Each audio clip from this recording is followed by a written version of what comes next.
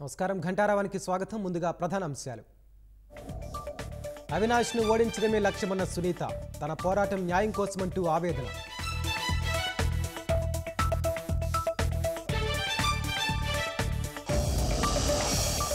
నిష్పక్షపాతంగా వ్యవహరించకపోతే ఇబ్బందులు తప్పవు, అధికారులకు సిఎఫ్డి హెచ్చరిక.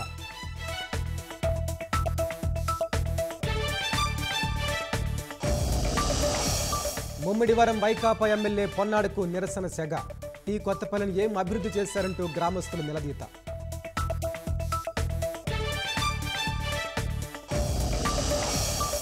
రాష్ట్రంలో 40 డిగ్రీలకు పైగా ఉష్ణోగ్రతలు, అత్యధికంగా వైఎస్ఆర్ జిల్లా వేమనపురంలో నమోదు.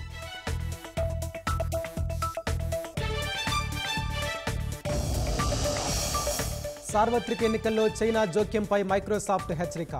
ఏఐ సాంకేతికతతో ప్రభావం చూపేందుకు యత్నాలు.